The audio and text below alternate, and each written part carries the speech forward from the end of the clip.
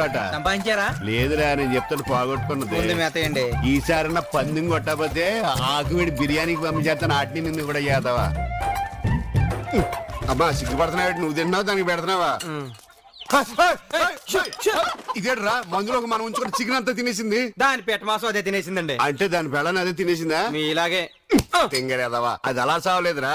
జీడిపప్పు అనుకుని గన్నేరు పప్పు తిని చచ్చిపోయింది. వెంటనే రెండో పెళ్లి చేసుకున్నారంట. సంతోషాన్ని ఎక్కువసేపు మనసులో దోచుకునే మనస్తత్వం కాదురా నాది. ఆవిడ కూడా వెంటనే తినేసారంట కదండి. లేదు, గ్యాస్ స్టవ్ పేలి పోయింది. మరి ఊళ్ళో ఏ విధంగా అనుకుంటున్నారండి? వాళ్ళు ఎలా అనుకున్నాగా నువ్వు ఎలాగ అనుకో.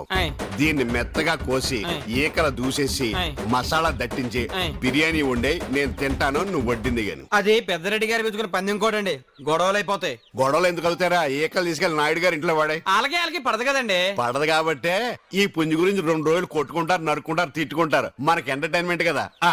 ఈ డ్యాగ చూడరు ఎంత టీవీగా ఉందో నాకులాగా. సిగరెట్ దాని టీవీ సంగతి